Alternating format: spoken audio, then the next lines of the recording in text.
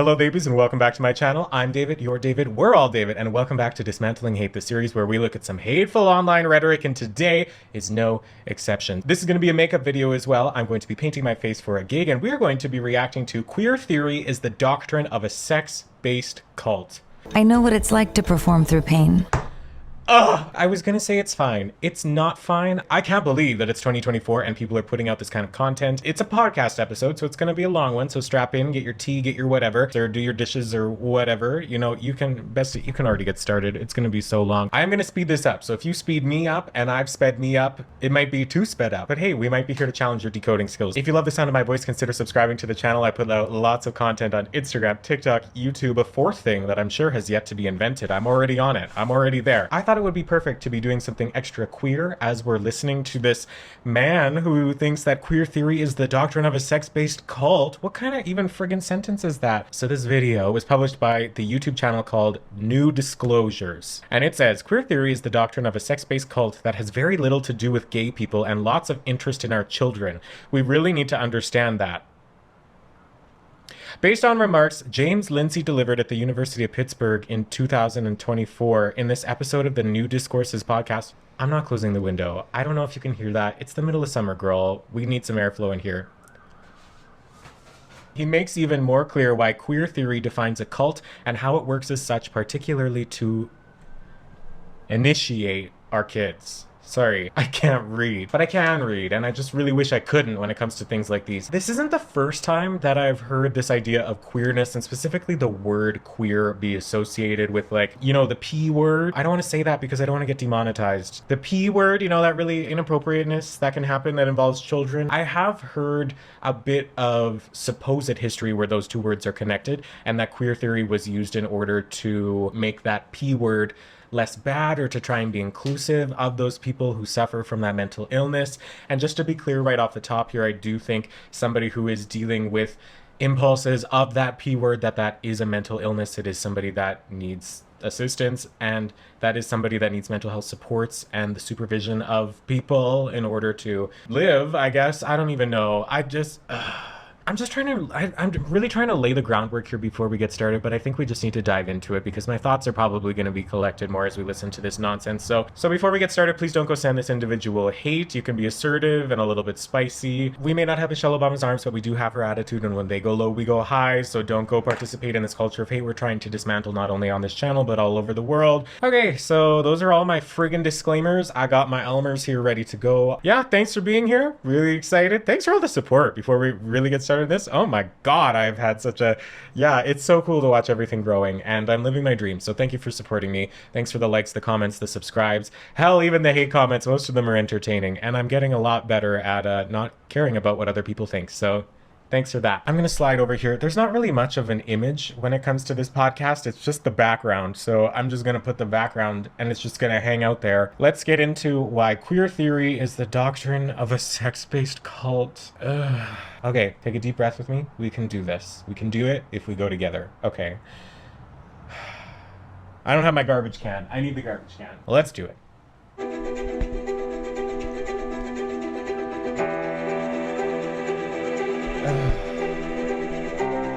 It's immediately upsetting, isn't it?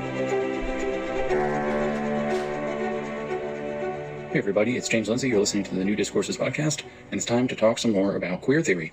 I want to make the case, and I suppose there's about a billion ways I could do this. I want to make the case that queer theory is the doctrine of a sex-based cult. That's it. In other words... That's it. Nice and simple. Yeah, I'm sure there's a million ways you can do that. Are you flipping kidding me? What is going on here? More frankly, or more clearly, I suppose, queer theory, which pretends to be an academic discipline, is the doctrine of a religious cult that primarily targets children, and that is based on sex and topics related to sex, and that's sex meant in both meanings of the word, both the biological fact and the activity, which is related to the biological fact, incidentally. And it has very little to do... There's just that's embarrassing. Somebody doesn't know the difference between sex and gender. I'm dying to know how he thinks that queerness has a religious affiliation. How is that? Sweet Jesus. Literally. Only if he's straight, though. If Jesus was gay, then he deserved it. I don't know. With gay identity.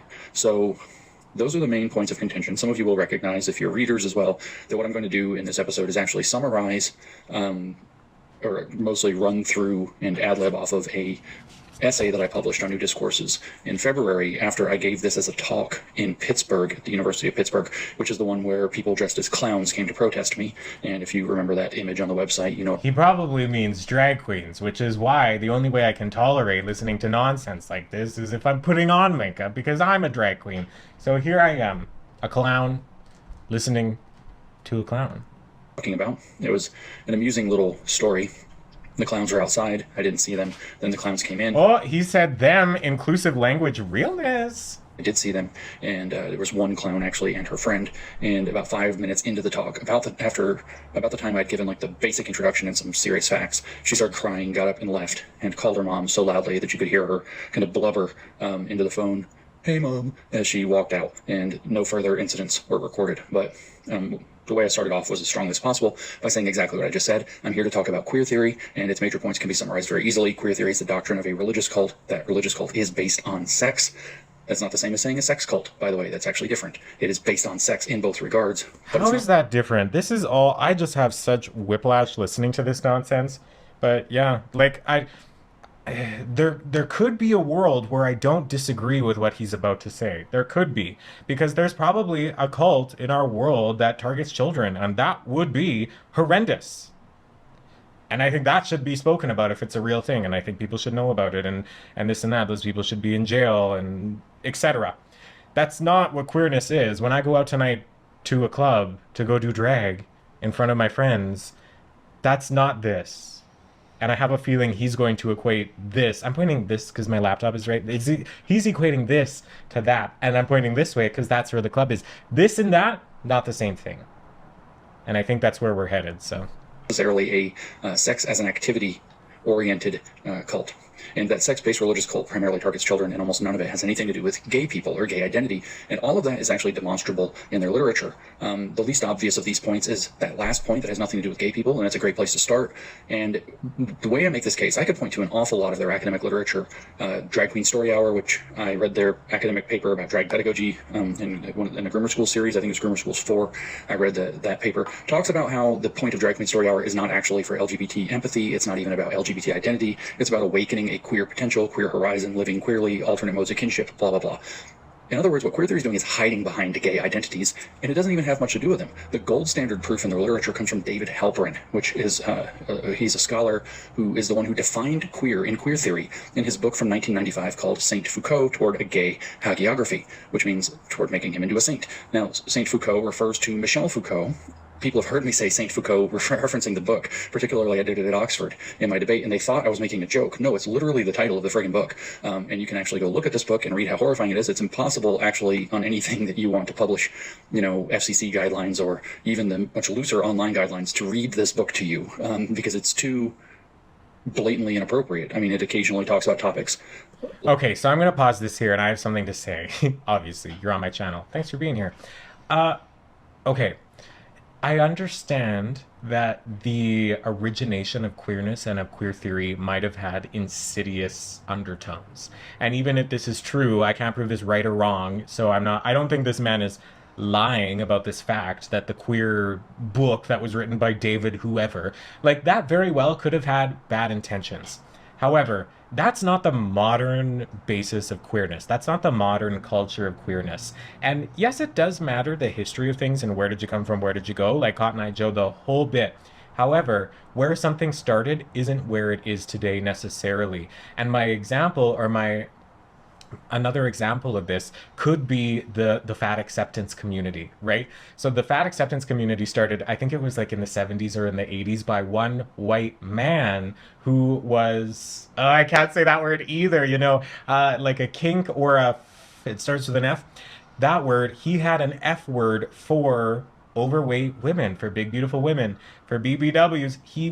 He had that F word for bigger overweight women, and he was tired of being made fun of by his friends, so he started the body acceptance, so he started the body acceptance movement. He started the health at every size movement, and then it was taken away, and And so that essentially was the origination of fat acceptance and body positivity. Of course, now body positivity is a lot different than just for people who are overweight or obese. There are so many other things that could be a part of a person's life that would lead them to identify with causes like body positivity. So even though where it started wasn't necessarily good, that doesn't mean that that doesn't mean that no matter what happens, that's where that is. You know what I mean? Am I making sense? Anyway. I don't even want to say it because I don't want the video to get demonetized. Let's just say that it refers to putting fists in certain orifices very explicitly and refers to it as a liberatory practice and calls it anal yoga explicitly. I mean, you can get the book and just search the term anal yoga and you're going to find all of this right there in the book. It's pretty shocking to read. Like a lot of... I don't know if that's shocking. Does that shock you? That doesn't shock me. I don't know. Am I missing something? Fisting? Is that a bad word to say on YouTube? Is that going to get me demonetized? I don't think it would. Fisting is the thing. You could be fisting anything. Anyway, that's not shocking to me. Maybe I'm just a woke liberal, but I don't care about that. It doesn't make any difference to me in the world that that thing exists. Cool. But David Halperin's book is kind of the gold standard for defining the word queer. It's where the word queer was first defined. It's like the first major treatise that lays out queer theory as queer theory and what it's aiming to accomplish. Obviously, given the title, it's building off of the ideas of Michel Foucault, who is this French postmodernist. He's also a pedophile. He was also BDSM gay man. He bragged about his experiences in bathhouses in San Francisco and elsewhere. There's some very unfortunate stories regarding male children or boys around 11, 12, 13 in Tunisia that have come out. At any rate, that's who he's hearkening back to, and what he's really pushing. Again, a problem that I have with people like this who put out content like this is that they're kind of mixing the illegal things and the non-illegal things and kind of putting them in the same category, right? Statutory R word is illegal. BDSM is not. Though that's not the same thing. That's not the same thing. One of those things would send you to jail and one of them would not. And that's not to say that the law is like the be-all end-all of what is appropriate, because lawmakers and government and all of that is just a totally different conversation. However, just because the same person did it doesn't mean that it's all bad. You know what I mean? So you can't say engaging in sexual acts with people who are underage and engaging in kink and BDSM is the same thing, because it's not.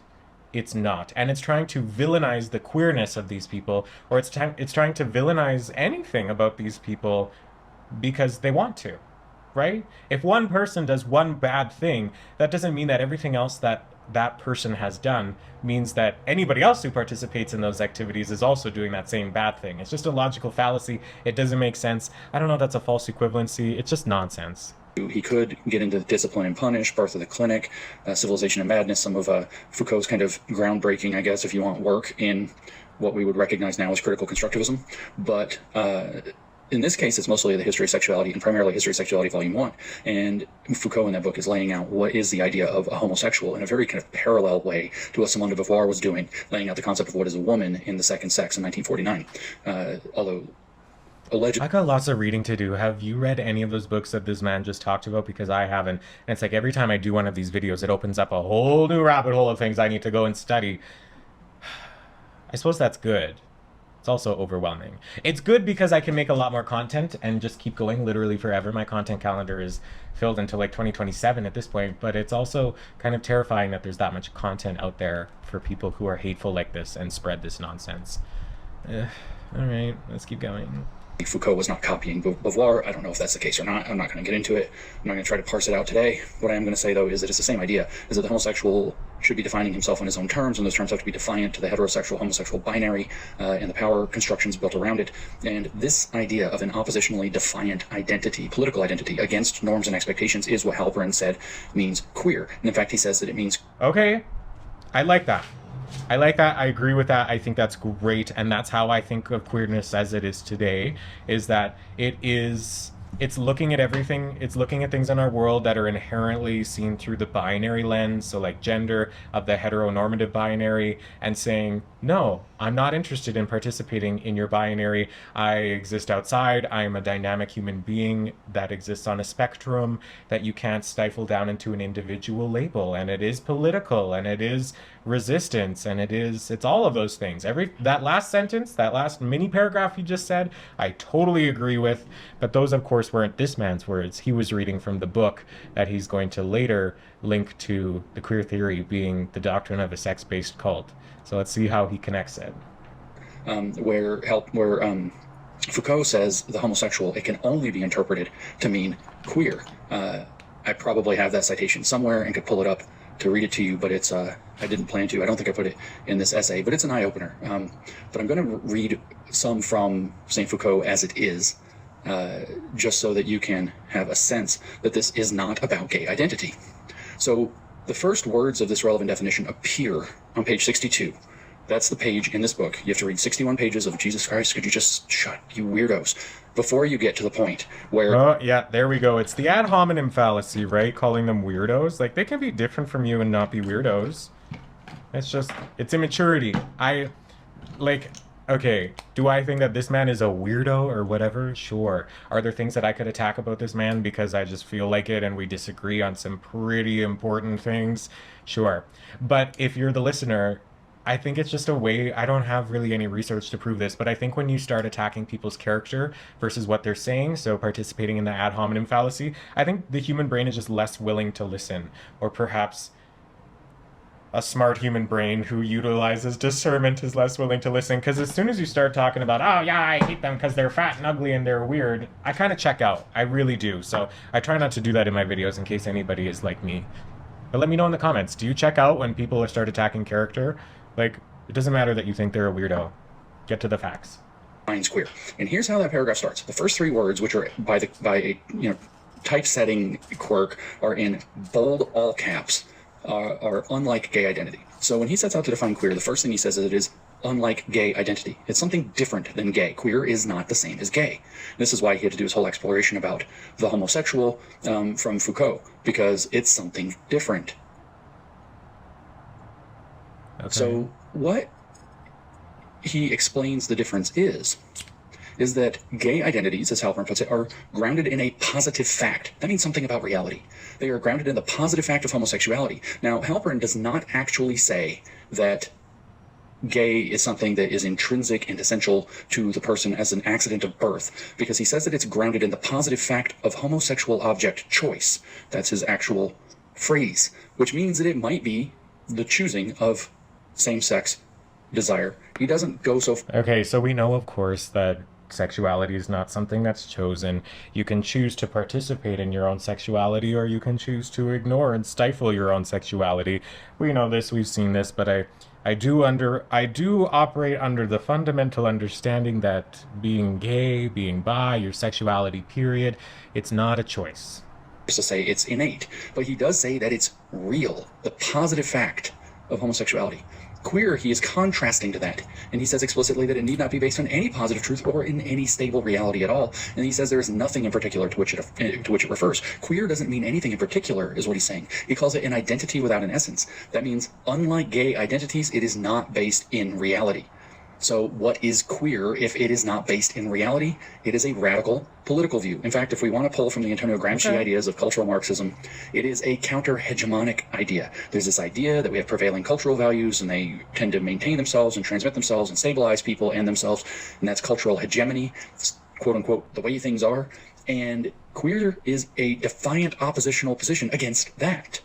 In other words, it's counter-hegemonic. Just like Antonio Gramsci said, the point of what we know cultural Marxism or Western Marxism is to establish counter-hegemonic infiltration into our institutions. So bringing queer theory into institutions, whether education, law, whatever it happens to be, media, doesn't matter. Bringing queer theory into institutions is a counter-hegemonic activity in line with Gramsci's Western Marxism, which we often call cultural Marxism.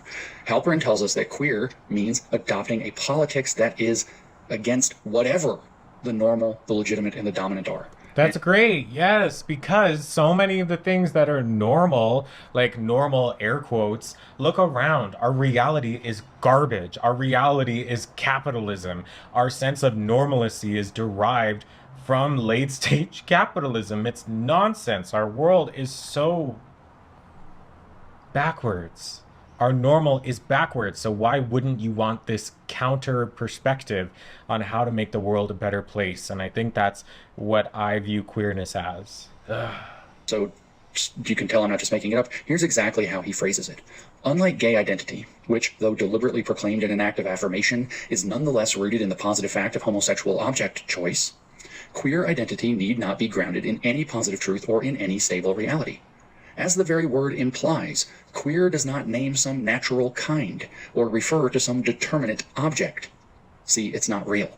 It acquires its meaning from its oppositional relation to the norm. Yes, I love it. Oppositional relationship to the norm. And like, okay, maybe, so from the book he's reading from, in a few moments, might this guy have some really problematic takes that I don't believe with? Sure, absolutely. You can agree with some things that somebody says and not with everything. Like, I don't know. We look back and some of the world's most brightest minds made some huge mistakes and said things that are just like objectively not true. So I can agree with what's happening here and not with maybe what's coming. But I have a feeling that But I have a feeling I'm not going to. I don't want to speak in absolutes, so we'll see. Is by definition whatever is at odds with the normal, the legitimate, the dominant. There is nothing in particular to which it necessarily refers. It is an identity without an essence. Now, I'm cutting off here a lot of how actually psychotic David Halpern is when I present it this way. I have the book open, so I'll just read to you a little bit more. He says, queer then demarcates not a positivity, that means something real, but a positionality, that means a politics, vis-a-vis the normative, a position, here's where it gets weird, they can't leave it alone, a positionality that is not restricted to lesbians and gay men, so it's not really about being gay, but is in fact available to anyone who is or feels marginalized. You don't even have to be marginalized, you just have to feel marginalized because of her or his sexual practices. It could include some married couples without children, for example, or even, who knows, some married couples with children, with perhaps very naughty children. I'm just going to pause. What the hell is what's he talking about? I'll let you speculate. What the hell is he talking about? Why does he say that it could be couples who are married with very naughty children? But, okay, yeah, this is exactly it. We don't agree with that. We don't agree with that on this channel. We think that's nonsense. But just because some of the pieces in there are inappropriate and illegal doesn't mean that all of the pieces are inappropriate and illegal. Like, we have evolved enough now as a community to look at the situation and go, okay, here's what queerness means and here's what queerness doesn't mean. And participating in sexual acts with people who are underage, in addition to a lot of other indiscretions that are inappropriate and illegal for a reason, we can look at those things and we can separate that because we have what? Discernment. Because we're not operating off books that were written how many decades ago. Somebody get me the Bible. That's why we don't listen to the Bible either, because it's just history, books and history. It's an unreliable narrator, and it's not. Anyway. Oh, God. Well, I have my brows blocked, so now I'm going to take these tattoo ones and, put the new ones on. Bodies in italics. What does he mean here? Why do they always go there? But I'll continue the rest. But that's the problem, right? That's the false attribution theory, or that's just such a broad generalization. Why do they always go there? You don't know that. I'm a queer person, and I've never gone there. Ever. It's just gross to be saying that because there was one nasty person who is doing these nefarious things, that means that everybody else who engages in queerness is. It's gross. It's discriminatory. Queer, he says, in any case, does not designate a class of already objectified pathologies or perversions. So it's not just about that. Rather, it describes a horizon of possibility, just like communism is a horizon of possibility for socialist praxis. It describes a horizon of possibility whose precise extent and heterogeneous scope cannot, in principle, be delimited in advance. It is queer Marxism, in other words. It is from the eccentric positionality occupied by the queer subject, so it's subjective, it's not real, that it may become possible to envision a variety of possibilities for reordering the relations among sexual behaviors, erotic identities, constructions of gender, forms of knowledge, regimes of enunciation, logics of representation, modes of self-constitution, and practices of community, for restructuring, that is, the relations among power, truth, and, of all things he could pick, desire. This is why in the Drag Queen Story Hour paper, it says explicitly that Drag Queen Story Hour, or queer world making is I think what it actually says, queer world making is always a project rooted in desire. He underscores his point, though, that it's not about gay identities by saying that it's not restricted to lesbians and gay men, but in fact that it's open to anyone who is or feels marginalized because of his or her sexual practices. So what are we dealing with? We're dealing with something that doesn't have a lot to do with gay identity at all when we're talking about queer and thus queer theory. And we're talking about something that is rooted in sex because of his... Like, okay, maybe this guy was messed up. I don't know. I haven't read the books. Is this a good visual I'm giving you right here? Maybe this guy was messed up. And you know what? By the sound of what he's saying here, it does sound like there's a lot of problematic things that we wouldn't agree with in our modern day that we wouldn't agree with in a modern day situation. It does sound, oh God, it does sound like the man who wrote this may need to be, you know, on a watch list or in jail. And you know what? That's fair. Hopefully he was. Hopefully he didn't hurt anybody. However, you're not about to, it's like what I said before. God, now I'm dripping. It's like what I said before. You're not about to take the mistakes of one person in the past and equate that with people that you think are being inappropriate in a modern day setting when they just straight up are not. Drag queens do not care about your kids. Drag queens probably don't even want to see your kids. It's just not the reality. And I hate that some people think that. Anyway, moving on. Sexual practices, it's right there in the text. It's extremely clear. But what is the conclusion that we draw from this discussion? That Halpern gives us the defining characteristic of queer in queer theory. It is that you cannot be queer. Do you understand me? There's no such thing as a queer identity. There is, let me say it again, no such thing as a queer identity. You can only do queerness. You can only act queer, and that's what it is. It's an act. Okay. And that's why with Judith Butler's work, we see that her work could kind of boil down to drag is life and life is drag, and that the enlightened people are the people who know we're always doing a drag performance. What do I mean by that? If I'm a man and I present as a man and look like a man and act like a man and am a man, I'm just doing male drag as a man. That's and right. if I'm a woman and I'm doing female drag, or I'm sorry, if I'm a woman and I present myself as a woman and live, according to feminine choices and stereotypes and activities and so on, I'm just doing female drag. And if I'm a male who does female drag, I'm still just doing drag, but now I've chosen to do it. I'm not just doing it like a socialized robot.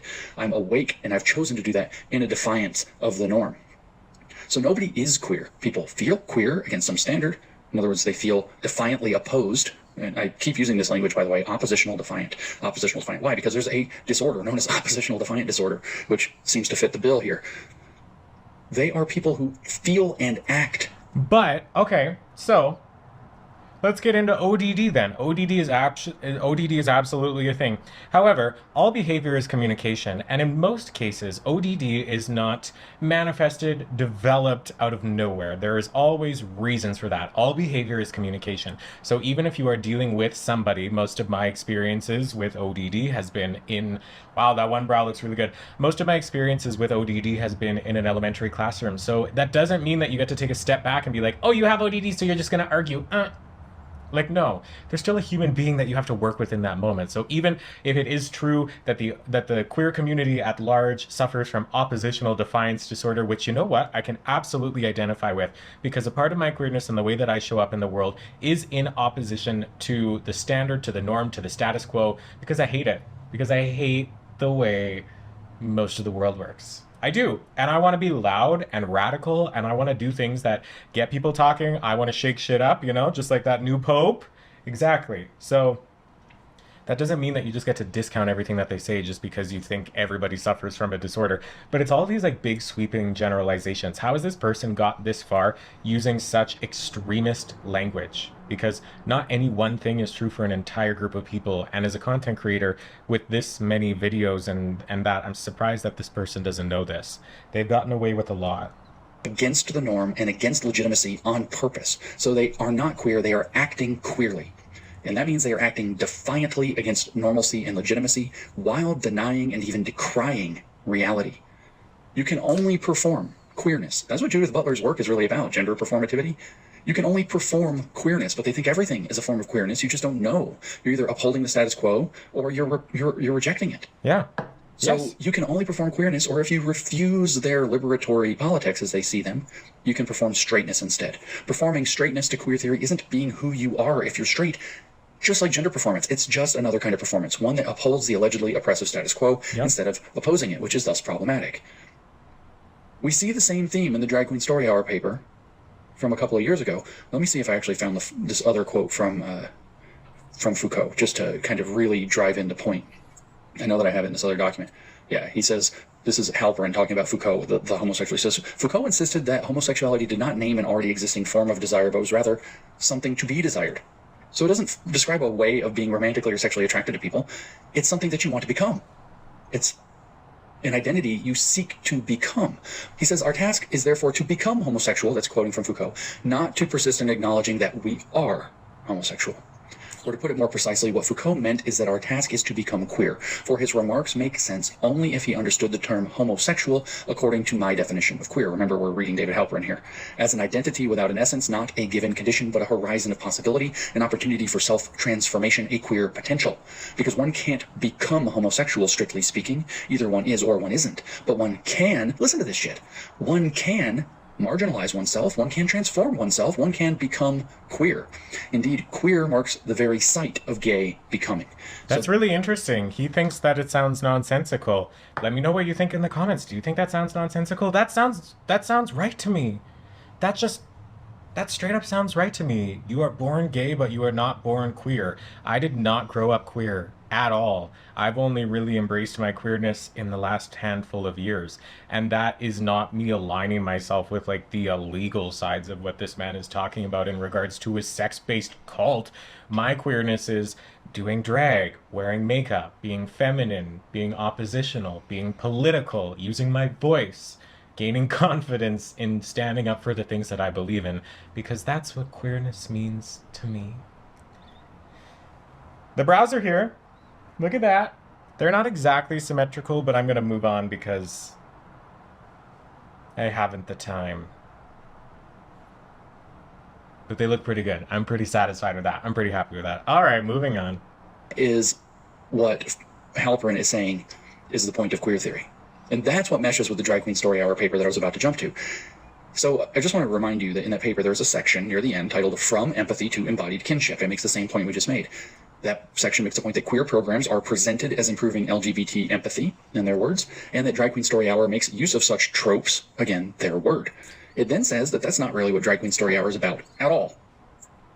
It says that's not what queer education or queer world making are about either. Instead, they use the so-called tropes of empathy strategically, that's their word, as a marketing platform, that's their word too, to justify getting it into schools, libraries, and in front of kids. But it's actually not about empathy at all. It's about leading the kids to see the world in themselves in a queer way. In other words, to lead them into a queer worldview.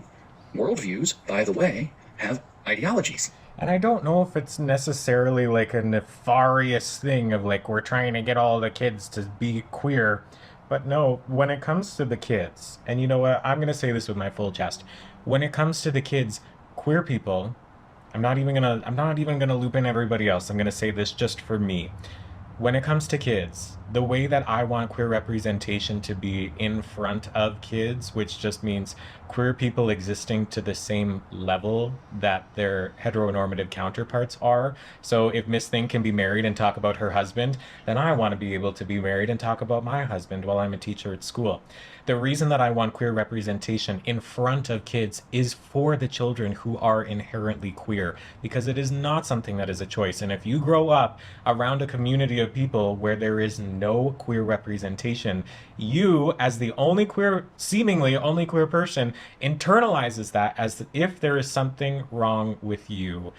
And how do I know that? Is because that was my experience growing up. It is isolating. It gives you mental health problems. There are so many issues that arise with people not feeling like they have a community of people who don't only understand them, but don't even see them for who they actually are. It's just such a shitty life experience to not have any queer representation. So for me personally, and I know a lot of folks would agree with this as well, the queer representation in schools, in front of kids, Drag Queen Story Hour is to show these young minds coming up that it doesn't have to be one certain way. You can use every crayon in the crayon box. You can use every color in the crayon box. You can do whatever the hell with you want. You can do whatever the hell you want with your life and with your experiences, as long as it's not breaking the law. It's not like I'm out here advocating for illegal acts and that P word that I can't say. That's ridiculous. How are you equating that together?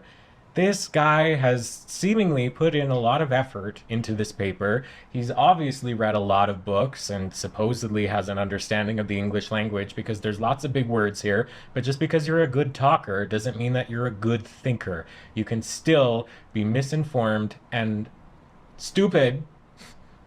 You can still be misinformed even if you have a great grasp over the English language. And I think that might be this man's example. Ooh, I said it.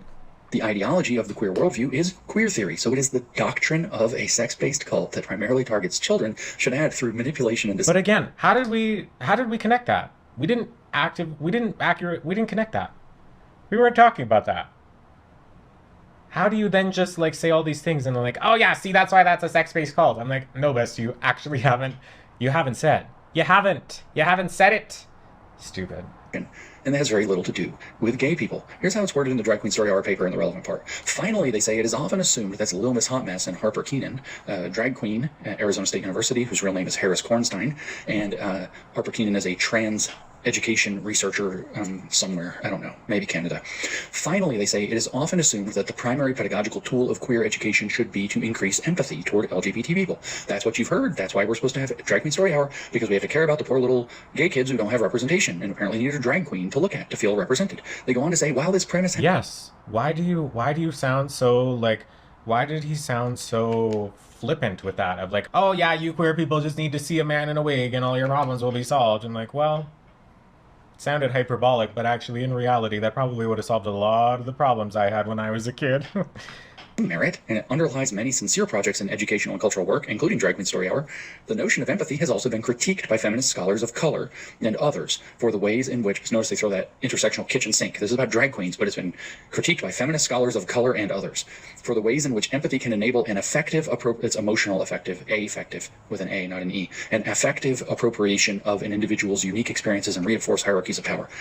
That's a lot. But what they're saying is that when you can start, basically that you can do Munchausen's by proxy, you can start to show empathy in order to elevate yourself and thus cause problems for the people Why are we hating on empathy? allegedly empathetic toward.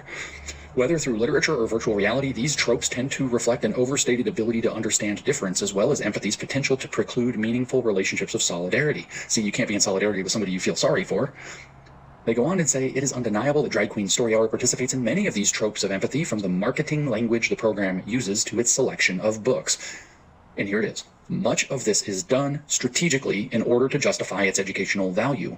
However, we suggest that drag supports scholars' critiques of empathy rather than reifying the concept. Reifying in the sense of George Lukács, one of the other founders or fathers of cultural Marxism, to means to make real through social processes.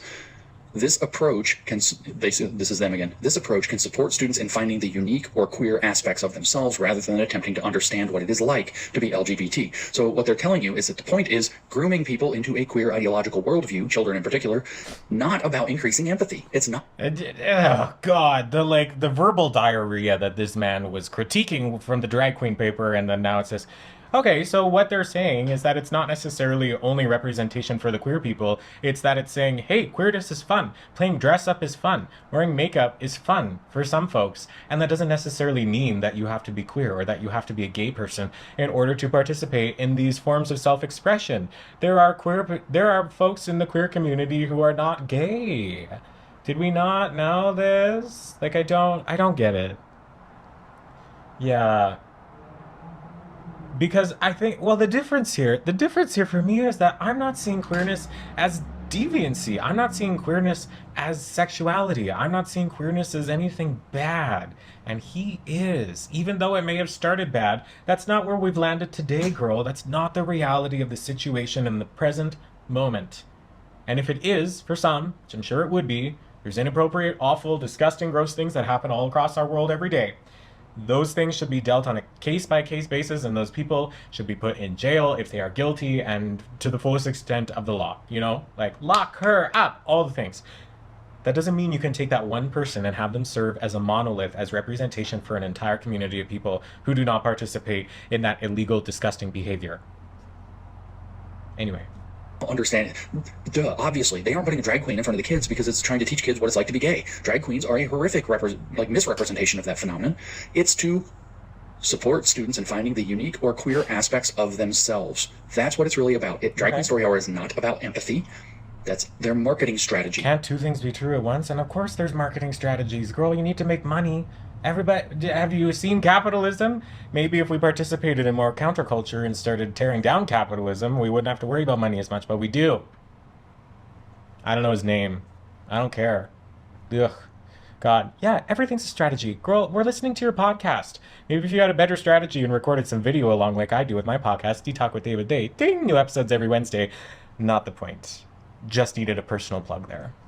And it is, in fact, to their eyes, a bit problematic. So they know that they're lying about it in a way that actually goes against their values in order to get it into the schools and libraries and in front of children in general. But what it's really about is getting kids to discover any aspects of themselves that they might feel uncomfortable about, or marginalized because of, or different because of, that might be able to be considered queer by a queer theorist or queer educator, so that those aspects can be nurtured in the sense of making them have more and more and more discomfort about themselves, and then until an initiatory rupture occurs, so that they can develop the children into a queer political stance that will then be conflated with being who they really are. That's what... Oh, okay. I think I understand what he's saying is that the drag queens, he thinks, okay, so this man, bless his heart, thinks that the drag queens are being queer in front of kids to make the kids queer so they can use the queer kids as political pawns to further their doctrine of their sex-based cult. Are you serious? That's the cliff notes of this? What the hell? Queer theory. That's what Halpern is actually describing. By calling them queer identities, what you're doing is saying, here's this political activity, and you're going to pretend that that political activity is who you are. By the way, that political... Well, again, if I... Oh, God. What I wouldn't give to live in a world where queerness wasn't a political activity, but I go out in a dress and a heel, and all of a sudden I'm a politician here fighting for my life at the train station. I wish the reality was not that, but it is. So I can't help that. So I either have a choice now to be political with the way that I live my life, or to recede into the darkness. And I spent a lot of time receding in the darkness, and it's boring, and it's dark in there. Like, not just lightness dark, not just void of light dark, like, it's not worth it.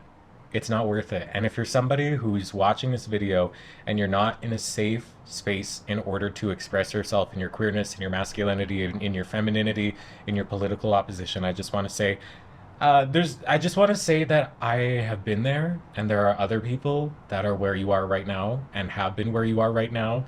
And there's nothing that I can say that in this moment is going to relieve that pressure and tension from you. But I really need to say that it does get better. And if you're in a spot where you've had to recede into the darkness because of safety concerns, which is completely valid, just take a deep breath with me right now. Things will get better. I promise. Keep pushing. Keep going. We need you here. We're glad you're here. Thank God you are here. People like this do not matter. Sorry, like this. People like this do not matter. But you do. You matter so much.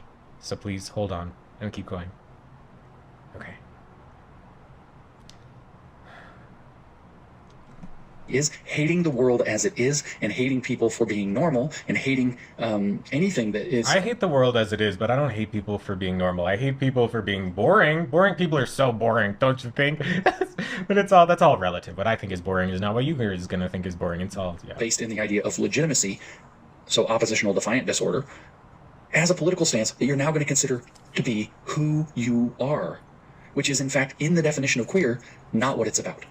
So what will happen is they take these kids, they introduce them to queer potentialities by sticking a drag queen in front of them, and then they make them feel uncomfortable about themselves, and they exploit that uncomfortable or emotional crisis or whatever it is to make them feel isolated and alone, and then they say, there's a new way to understand yourself, and there's a new way to understand who you... Nobody has the power to be like making those kids uncomfortable. They would have been comfortable because of discriminatory ideologies that were taught by their parents, or they're uncomfortable because they are queer and their parents are, well, discriminatory. Doesn't it all lead back to discriminatory parents? It's almost like there should be regulations on who can have kids in this country. Ooh. Yeah, there should be a class. There should be a certification. There should be something. People like, oh God, if you need a university education in order to become a doctor, I think you need a university education in order to become a parent. There, I said it. You shouldn't have to be paying for that. But I think there should be a set standard of a mental state that you have to be in order to have a child, because It's a little bit too easy these days, I think. and the world and why it doesn't like you. So then they can awaken to some basic ideas of queer theory, and more than that, they'll be told that they're not truly allowed to be who they really are. Society Like, has this man doesn't know what actually happens in a drag queen story hour. Him saying that you're not allowed to be who you actually are. Like, do you know anything about anything gay and queer? Like, no. No. Who is this man? Take away his microphone, please. I never do that symmetrical. I never do that symmetrical. Is it because my face isn't symmetrical? That's not new. Oh no, my glue. That's not new. It's not a surprise. I knew I'm not symmetrical. Nobody's perfectly symmetrical. Everybody's got a slightly wonky everything. That's just the fact of life. Okay, let's continue. Their parents will object. In particular, they'll focus on the objection to the parents because they have to get the kids away from their parents, whose parental duty and responsibility it is to protect them from this kind of ideological and maybe worse grooming. In fact, You're the one that needs people to if you need to protect your child from anybody out in the world, it's hateful people like this. It's not queer folks. It's not queer folks. Ugh, gross. it's so likely that their parents will reject this discovery of who they really are as queer that it may have to be kept secret from their parents in case. Again, it's just like it's all this language making it seem like it's all done in secret and it's nefarious and don't tell your parents and blah, blah, blah. No, it's gross. I hate this so much. Be affirmed by them. And don't worry, the state, depending on what state you're in, and now more than a dozen states, will force your parents to affirm this or threaten to take your children away or maybe take them away for real. Yeah, if you're being awful to your kid, you shouldn't have kids. Let them be who they are.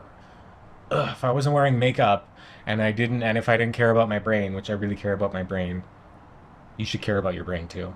Okay? It's the most important thing you have. The most expensive thing that you have in this world is what's rolling around between your ears. Okay? It's not rolling. It's also the consistency of softened butter. So even any little hit or tap to the head, don't hit people in the head. Be very careful around heads. Protect your baby's heads. Protect everyone's heads. I might have a little bit of anxiety around head trauma. Anyway. Not supposed to use, I know, the word grooming to describe this grotesque set of activities. That's a part of a major controversy. In fact, it's one of the main reasons that these kids came dressed as clowns to protest me at Pitt when I gave this talk. But I'm not supposed to call these people groomers because it makes the left mad that we call them what they are. So I'm going to ask a question instead. Instead of saying, this is obviously groomer behavior, and I know I already did, let's back up, let's slow down, let's be a little more careful, Jim. I'm going to show you something else from this paper, and I'm going to ask this question. What word am I supposed to use for it?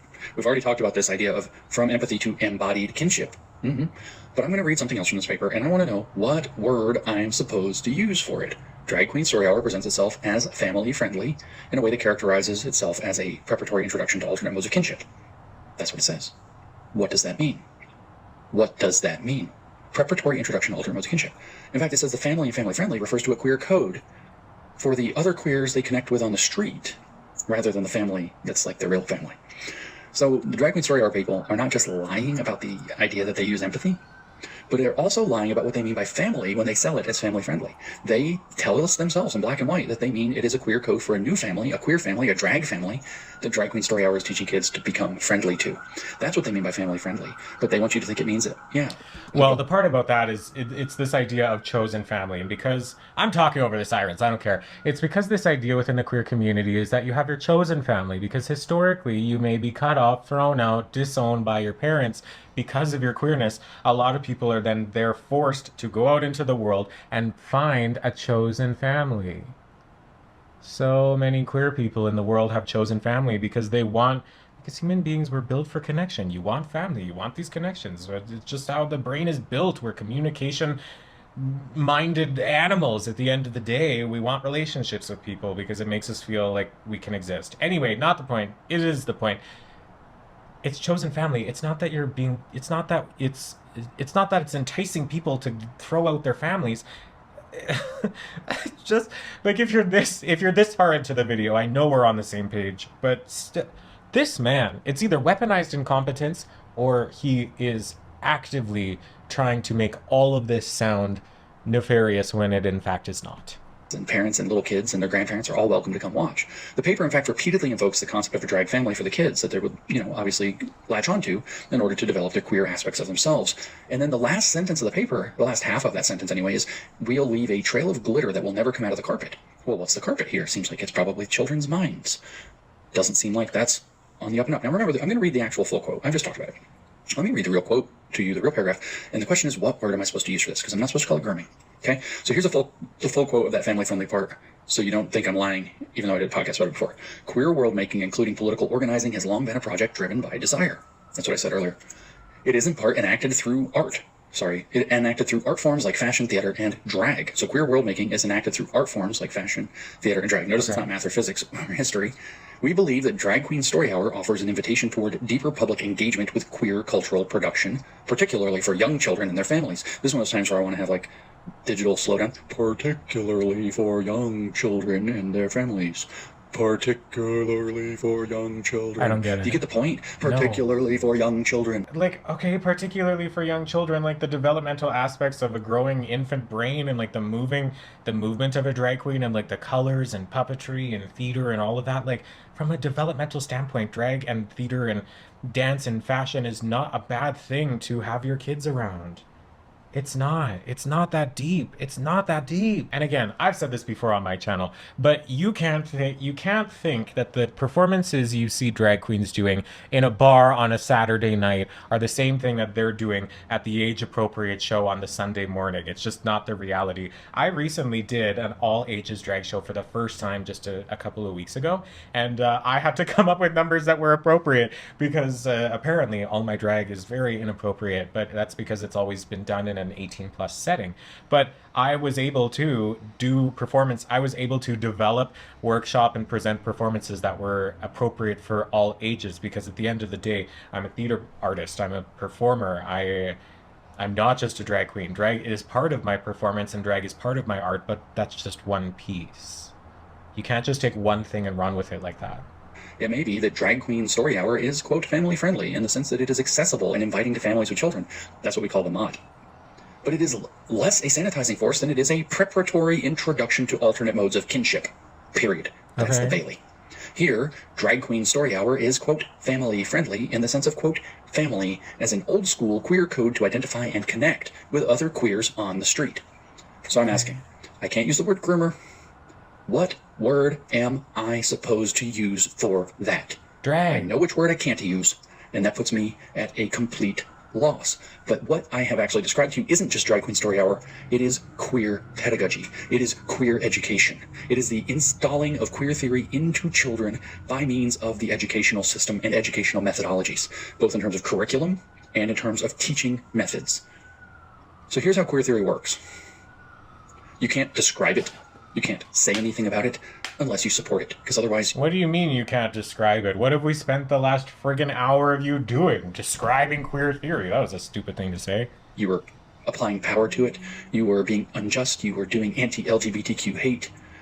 You didn't engage properly, because if you engaged properly, that means that you took on the worldview and agreed with it. You can't even talk about queer theory, according to queer theorists, unless you support it. It is just like a cult. One that targets kids, as we can clearly see. One that is based in sex. And one that doesn't No. Can we look at the bite model? Go look at the bite model.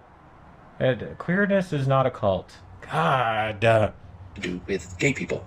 Remember, if you criticize queer theory, that's anti-LGBTQ hate. You will end up with a profile if you're... There's some things in here that are easily criticizable, and I think you should be. Like the inappropriateness with minors, absolutely. Criticize it till the cows come home, send them to jail, lock her up. Exactly. You can criticize a lot of this. If there are illegal things happening, you should be criticizing them. However, Drag Queen Story Hour, no. I'm sorry. You can't criticize that. You can. I mean, you can. You can do whatever you want, but you're not free from the consequences of your own actions. Individuals such as myself on the Southern Poverty Law Center accusing you of anti-LGBTQ hate, of hate speech, of malice, of all these things. You'll get accused of homophobia, transphobia, and the famous term is anti-LGBTQ hate. Absolutely, there has been malice. There's like this whole podcast is malicious in intent. House down, boots, mama. Yes, God, occur. Yeah. That's coming back to that. That's pretty clear at this point. Things out there claiming that people such as me and others engage in anti-LGBTQ hate. All you have to do to engage in anti-LGBTQ hate is read queer theory out loud, word for word, as it is written by queer theorists themselves, and say, that's bad.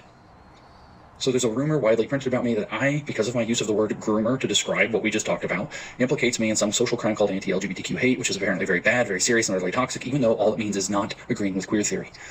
It's not just harmful rhetoric, it's in fact also a conspiracy theory, they say, and I am not just a very bad person, which obviously I must be, but also a very crazy person for naming the obvious. Not as a result of inference, not as a result of guesswork, not as a result of any emotions that I have, but literally just by reading out loud and saying exactly what their own proudly printed writings say, without any need to embellish, without any need to interpret. I just tell you what it says and say, no. There has been an incredible amount of poorly done interpretation here. That's not right. I mean it. When they say that empathy is a marketing trope and family-friendly is a marketing trope, but they really mean something else, that there is a Mott and Bailey rhetorical strategy in play here, a Mott and Bailey actual dialectical lie here. All I'm doing is telling you what they've written, taking some of the veneer off of it, and now I am a conspiracy theorist, I am a hater, I have a Southern Poverty Law Center article and profile written up about me, and you think, well, who cares? That's like a badge of honor, and I take it that way, obviously. That's why I called myself General Hate. But stop for 2 seconds and realize that if I get called to do some professional thing, that's going to get brought up as a reason why I'm not supposed to be there. If I try to give a talk and protesters try to get it shut down, they're going to leverage that against some wavering or even complicit institutional administration to keep me out. They know how this works. The accusation and the resulting social dynamic, which is always hostile, is straight out of Maoism. It's straight out of Mao's China from the 1950s and 60s. I have been alleged to be engaging in a crime called anti-LGBTQ hate, and the right side of history and right side of society, which are on the right side of history, are called to judge me, bully me, hold me to account for that crime by whatever means it can manage. The bullying is to continue until I learn to recognize my crime from the queer position. In other words, I adopted the positionality of queer theory and see how what I said or what I did was actually socially criminal, and I pledged to reform my thought by adopting queer theory so that I can not only do better, but also become an activist on behalf of queer theory. It's a lifelong commitment to... I understand what he's saying, but also... You are being hateful, and I don't know if he's necessarily exhibited any signs of homophobia and transphobia in this podcast so far. I mean, probably, but to this point, he's really only been talking about queerness. I haven't really picked up on any inherent, transphobia or homophobia. It might be there. I might be making a big mistake by saying that, but that's okay, because I got a lot going on here, okay? There's a lot, but that's okay. But anywho, yeah, if you're giving talks and people don't want you to, they can show up. They can... I don't think it's bullying. I think this could be seen as a form of bullying as well. I mean, I don't know. It's all so very subjective. I don't know. Reflection, self-critique, and social activism. This is identical to the thought reform programs of Mao's China. It's just a slightly different ideology. Of course, their accusation is absolute nonsense, but that's not the point. The point is to initiate the social struggle session on me in order to transform my views to ones that are either at least sympathetic to, or ideally that embrace and repeat queer theory. The accusation is of an old Marxist standard form, truth married to a lie. And here's the truth. Gays and lesbians fought for decades to break the public perception that they are predators and groomers of children. Yeah. But here's the lie. That's who and what I'm talking about when I criticize their theory and activism. In other words, I'm not talking about gay people. Just like Halpern's not talking about gay people, unlike gay identity, I'm talking about people who are deliberately engaging in the ideological and maybe worse transformation of children into a queer political identity. I don't know. There's an incredible amount of nuance there because, okay, so does he see Drag Queen Story Hour as what is attempting to convert these children into queerness as political pawns? Because I think that doesn't make sense. But is it possible that somebody does exist out in the world that is trying to do that? Sure, and that would be bad. But that's not the reality of the majority of cases, and that's the issue here. He's purporting this as the majority of the world, and that's not how this is. Talking about. But the lie is that I'm talking about gays and lesbians, or maybe trans people at large. When I criticize their own theory and activism and point out that what they say in their own words needs a word. It seems very groomery, even if I can't say groomer about it, and we're all not supposed to. Of course, we can say that, and we do say that, and it's not hate to point it out. It's right there in black and white. But this has nothing to do with any of that. The truth is that queer used to be a slur for gay people, so the activists took it on to describe themselves in defiance of prejudice and bigotry, but also because it now becomes impossible to talk about it. Oh, queer theory, you're using a slur. There's a situation. The lie is that queer theory ever represented civil rights movements for anyone or gay people in particular. In fact, it was the opposite. It was against everything that the gay civil rights movement was about. Queer theory is a destructive form of radical activism because it's a Marxist theory, so there has to be activism connected. It's not just a theory, it's theory and practice combined. And it is a destructive form of radical activism that actually historically opposed gay civil rights and equality. Well, why in the world would it do that? What? Aren't they the same thing? No, of course not. Because gay equality and gay acceptance would normalize being gay within society and would legitimize normalcy and legitimacy, right? Legitimize gay people as fully equal members of society. Queer theory is by definition radically opposed on principle to anything normal and legitimate. They even have a word for what would happen if we had gay equality and gay acceptance: homonormativity, which is society accepting gay as being part of the normal expression of what it means to be human sometimes. And that would mean it's within the normative framework now, and the gay people are expected to, okay, you're gay, so what? Great, put on a suit and get a job. And that would all be very bad because they're no longer radical activists. Gay activists who are listening to this from the 1990s can readily back me up on this. They'll readily attest that the queer activists were That's really interesting. That's really interesting. I don't know if that's true or that's right, but I think that's really interesting. I don't have enough knowledge to really speak on that. strongly opposed to their ambitions for civil and legal equality, for marriage, and for social acceptance. They just were. Why? Because they wanted radicals. Queer theory needs radical activists, not stable citizens who can go about their lives in a society that doesn't in any way meaningfully discriminate against them. They need there to be discrimination or the appearance of hate or the fear that there will be the bad old times coming back in order to radicalize those people into revolutionary activity, or just to show up and be human shields for the queer theorists who are doing that. The civil rights activists and the gay civil rights movements in the 80s, 90s, and so on fought hard for decades, starting at least in the 50s, to overcome stereotypes of predatory behavior and the idea that they're intrinsically groomers. And that's why the queer theorists actually claim, or that's why they're actually able to claim that calling out their blatant grooming is anti-LGBTQ. They're saying, look, 50, 60 years ago, 30 years ago, people said that all gay people are groomers and gay rights just enables groomers, and the gay civil rights leaders fought back and said, no, that is not what we're about. That has nothing to do with who we are. That is a harmful stereotype. We trusted them. And now you have these freaks and weirdos who are queer theorists who were never particularly interested in civil rights at all, who are saying if you call them, which is a narrower subset, the Q, not even all the rest of it, if you call the Q groomers, then what you are doing is anti-LGBTQ hate. Do you see how that acronym works to create human shields? Do you understand? L, lesbian, G, gay, B, bisexual, T, trans, Q, queer. All different. All different. Lesbians are women who are attracted to women. By the way, you have to know what a woman is to make that work.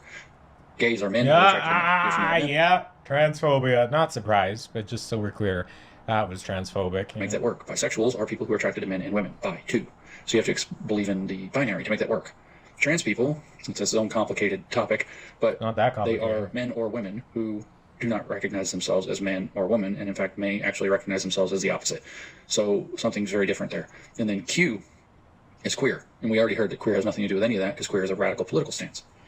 But if you criticize queer, but also like, okay, yeah, queer at one point when one guy wrote one book, queerness was a political stance. That doesn't mean that's where it is today. How is this? Anti-LGBTQ hate when you're not engaging in any anti-LGB or maybe even sometimes T activity, thought, or anything at all. I love it. He was like, yeah, sometimes I'm transphobic, but whatever. Fake. It's a standard trick that these kind of Gnostic cults do. Another example is the Christian nationalist movement does the exact same trick. For example, if you criticize Christian nationalism and you happen not to be a Christian, ask me how I know, what they will say is, James is attacking Christians. No, I'm not. I'm attacking lunatics who are hiding behind the Christian identity and brand. Same thing with feminists. If you do, maybe ask me how I know again. Maybe you call radical feminists hags. I don't know why you would do that. You'd say they're a bunch of man-hating hags. Maybe you would say that about radical feminists for some reason or another. Maybe nobody could know why you would say that, but maybe you say that. Maybe you're tempted to say that. And you say that, and they'll say, you're attacking women. I think he's trying to be funny. I don't know. Let me know in the comments. It wasn't funny, because comedy is funny. No, you're not attacking women. You're attacking radical feminist hags. It's very clear who you're actually talking about, and they don't get to represent all women. It's very much like when Donald Trump, this was one of my favorite Donald Trump incidents. Oh, God. Was in an interview with one of these hags, probably Katie Couric or something like that. I don't remember the details, but he was in this interview, and they said, well, what about when you called women hags? And luckily, he knew what the hell they were. No, pigs. What about when you called women pigs? And Donald Trump luckily knew what the hell they were talking about. He said, I didn't call women pigs. I called Rosie O'Donnell a pig, which is hilarious because that's actually what's happening. And of course, I'm way off script here, but Yeah. this is generally what they do. They blend contexts that are not the same together and treat them as though they're the same. Radical feminists might be women, but they are not representative of all women, no matter how much they think that they get to be the Gnostic representatives of true How does womanhood. he is so close to self-awareness. He's able to separate radical feminists from regular feminists. He's able to see the nuances between different communities of people, except for when it comes to queerness. I don't get that. They don't get to do that. So if you criticize the specific group, say radical feminists or Christian nationalists or queer theorists or whatever, they hide behind the general group by claiming to be the true representatives of that thing. They're blending together the context of the specific, their group, with the general or the whole, which they actually are a part of. Yes, it's true. When I criticize radical feminists who happen to be women, that I am criticizing some women, but I'm not criticizing women as I don't even like to think of women as a class. I'm criticizing particular women, just like Rosie O'Donnell. When I criticize queer theorists, I'm not criticizing LGBTQ because LGBTQ doesn't even exist. That's a manufactured synthetic coalition so that queer theorists can hide behind other people who are sympathetic characters. When I criticize Christian nationalists, it doesn't really matter. They call themselves Christian, but they're obviously not. So whatever. What's happening is that the fact is that queer activism, explicitly as we've described it so far, puts the appearance of glaring truth back into the stereotypes of groomers. And then when you call them out for it, they get mad and hide behind gay people and say, see, they're attacking you, all you gay people. See, the conservatives, everybody, the society hates gay people. Like, I get it. I understand what he's saying, is that he's saying that queer people, he's saying that there are people in our community that are nefarious and they have bad intentions and they want to use people as political pawns in order to further their worldview that is not consistent with the rest of the queer experience. Could that be the case? Is that possible? Yes. Is that the reality in most cases? Absolutely friggin' not. I am a queer person. I'm a queer person. I go and spend most of my time in queer spaces. I do all that gay stuff. Like, that's just not, it's never talked about. It's not the reality. Everyday gay people who are good citizens lose the most from this. Also, look at these eyes. It's time for the tape to come off. Because eventually things start to break down. And the queer activists gain the most because they end up with a larger pool of radicalism, they end up with more contention and division in society, and they end up with more instability in society. Queer activism is therefore a strictly parasitic behavior, like any cult activity. But about grooming more specifically, I am talking not even necessarily about the thing that they are accusing me of. I'm not, when I say that this is grooming, I'm not actually talking about the sexual grooming that they try to pretend. This is them, again, blending context. I am talking about grooming specifically into a cult ideology called queer theory. I've been very clear about this over and over again. You can look the word up, type in the word grooming and see what it means. Yes, there is the idea of sexual grooming, and oh, there it is. Ideological or political or whatever other professional grooming. Yeah. But just to really drive home that they are doing ideological grooming, like it's not already clear, let's direct our attention to another scholar, another queer educator, Kevin Comishero, who wrote a paper in 2002 called Against Repetition. And I remind you, against repetition means against the repetition of the existing society by teaching kids to be queer activists. Anyway, in that paper, he describes the purpose of queer education for children. And Comishero explicitly says that teaching children about social justice, including about ideas from queer theory, is meant to induce, in fact, it is the obligation of the teacher to do this, to induce an emotional and identity-based crisis in them. He then says that's why it's so important to have queer educators in place who can guide the now vulnerable students who are experiencing emotional crisis so that those crises are resolved in favor of social justice and queer theory. Here are some relevant quotes. Okay, there's the potential for that to be like gross and messy in that, but a huge part of being a teacher is dealing with the vulnerabilities of children. Like, in order to be a teacher, at least in Alberta, you have to go get a vulnerable sector check, which is like a criminal record check, but something specifically that checks for any indiscretions that have happened with vulnerable populations and any person who's seeking that. So like, that involves kids or elderly people who are just inherently more vulnerable. So yeah, it's not necessarily a bad thing, but I don't understand the making people like forcing that vulnerability on that person. I wouldn't agree with that. I wouldn't agree with that part. From the paper, from pages 74 and 75. He says, repeating what is already learned can be comforting and therefore desirable. Students learning things that question their knowledge and identities, on the other hand, can be emotionally upsetting. For example, suppose students think society is meritocratic, but learn that it is racist. Raise your hand if you're sick of this shit. Or think that they themselves are not contributing to homophobia. Sorry, the world is racist. That's true. But learn that they, in fact, are. Raise your hand if you're sick of this shit. In such situations, I'm sick of your shit. What do you mean sick of this shit? learn that the ways that they think and act are not only limited but also oppressive. Learning about oppression and about the ways they often unknowingly comply with oppression can lead students to feel paralyzed with anger, sadness, anxiety, and guilt. True. It can lead to a form of emotional crisis. They think this is an educational mandate. This is what the point of education is. And then he says, once in a crisis, students can go in many directions. Some that may lead to anti-oppressive change. I completely understand what you mean there. But yes, you need to have kids understand the way in which their behavior affects others. That's not pushing them into this emotional state. It's the reality, and it's socially responsible education. You need to know, and you need to know the ways that you are complicit with discriminatory things, and you need to do that and you need to approach that in a developmentally appropriate way. Like your goal shouldn't be to terrify and induce stress in these kids, but there are nuanced ways in order to get people to understand the severity of the situation without actually scaring them. Yeah. Others that may. So again, now I understand what they mean, and this guy again can go kick rocks with open-toed shoes because it's all, yeah, whatever. More entrenched resistance. Therefore, educators have a responsibility not only to draw students into a possible crisis, but also to structure experiences that can help them work through their crises productively. Let's just pause for a second. Educators have a responsibility to draw students into possible crisis. That's a real sentence.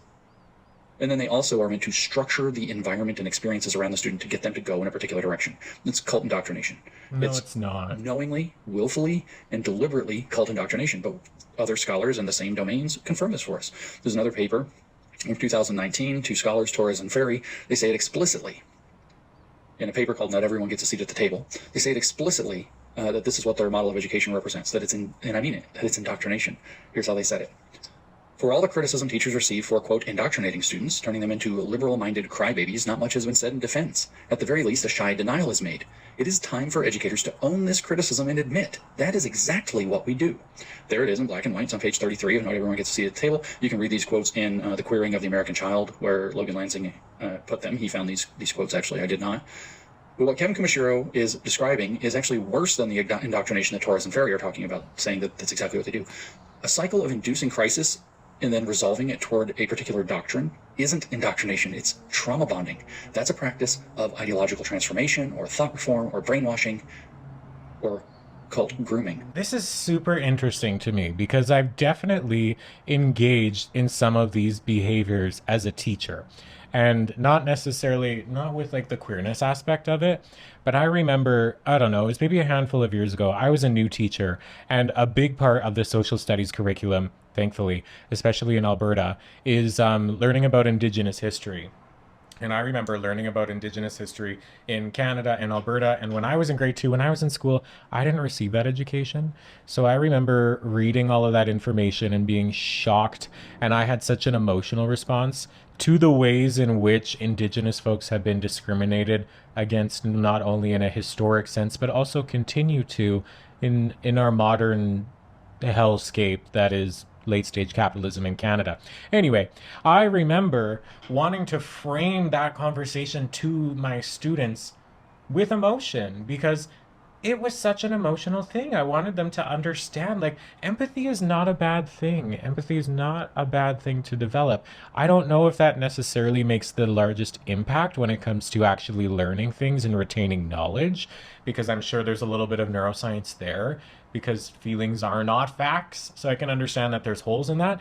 But also, it's not like I had nefarious intentions it's not like I had nefarious intentions in order to like appeal to their sense of emotion, but I did want them to feel. It was never really necessary for me to appeal to their sense of emotion when it came to queerness, because I just existed as a really queer person.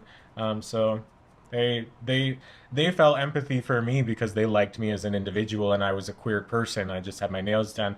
I am quite feminine. I use they them pronouns. Like, they had empathy for me because they enjoyed me as a person, not because I needed to employ empathy as a way in order to further my ideology of caring for other people. But again, that's not what this guy thinks. But like he said before, he agrees with Trump.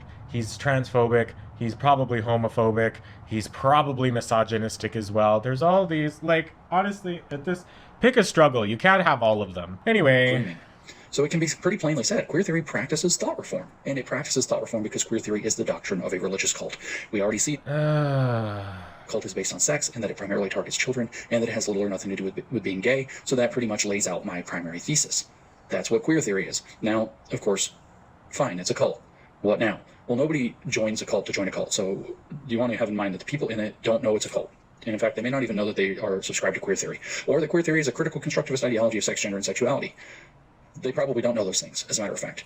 But people don't, the point is, people don't join a cult to go find a cult and join it. Nobody says in the morning, hey, I'm going to get up and go find a cult and join a cult because I don't have anything better to do.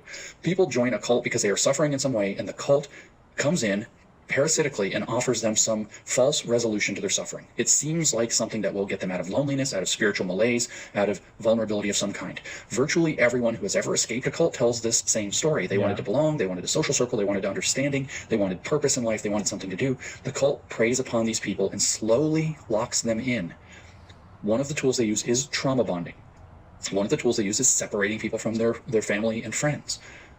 What's trauma bonding, though? That sounds bad. Besides what Kevin Kumashiro says is the point of queer education or education for social justice, trauma bonding is as harmful and manipulative as it sounds. It is the technique of cult initiation, I should say, and abuse. It's basically like hazing. The basic formula is really simple. First, you traumatize your targets until you've harmed them enough for the process to work, and then you celebrate them when they do what you want, and you don't celebrate them or even punish them more when they do what you don't want. That's it.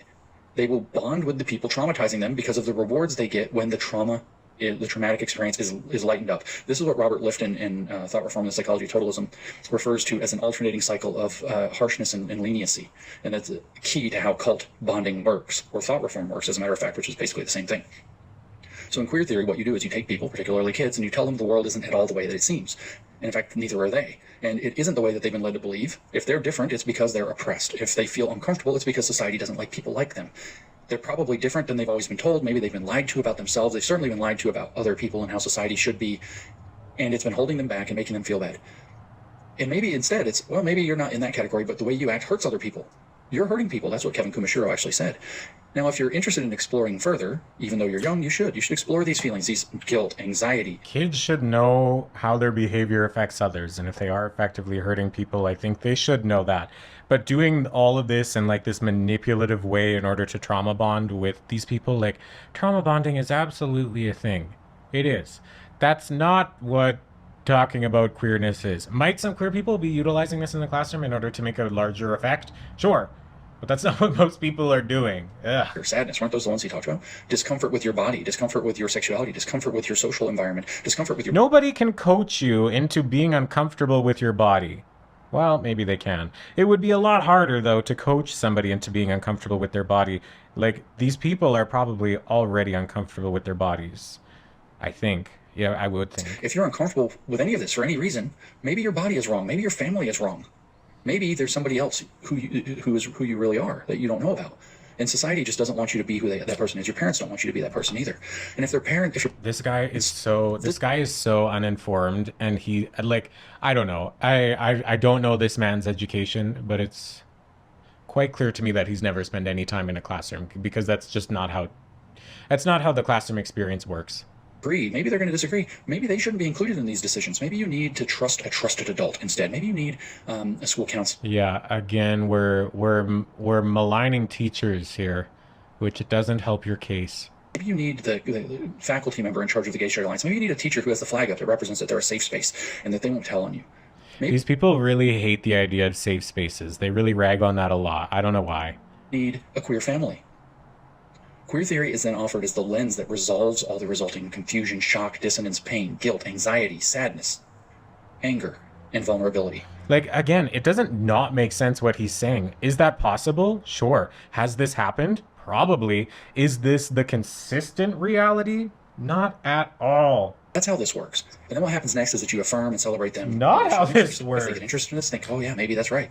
Maybe I am different. Maybe society's not for me. Maybe my parents wouldn't like me thinking this or doing this. Maybe I was made wrong. Maybe I'm in the wrong body. Maybe I'm in the wrong family. Then you celebrate them. You lead them to believe that they're making brave decisions that are worthy of interest and respect. You coerce them and their social groups to participate in this ritual of affirmation and tacitly threaten anyone who doesn't want to go along with it. Or maybe not even tacitly. Maybe you talk about how not inclusive they are and how they're part of the problem and how they're hurting people's feelings. You make the people who are taking the path feel like they belong and that they, just for being who they are special and have a special purpose in the world to fulfill, to change the world, to transform the world, to make it more accepting of people like them who don't get to feel that way, or others that they know, their friends. You teach them special words that describe the very small but growing number of people who identify just like they do, outside of the norm, outside of what society and their parents consider legitimate. Again, what he's talking about is manipulation. And if teachers are being manipulative, yes, that's a problem. And that needs to be stopped. But that's not the consistent reality. I'm just going to keep saying that over and over. That's just not the consistent reality. It's not. A bonding process of queer theory, in particular in schools. This is also called programming or grooming, and it takes predictable paths. The first thing it does is it leads people into emotional vulnerability. That's what Kevin Kumashiro said. What I just described, by the way, was lead them into emotional crisis and then structure their experiences so they resolve those crises in the direction you want them to go in. That's all I described. But it leads people into this emotional vulnerability and into a kind of a path is offered to resolution.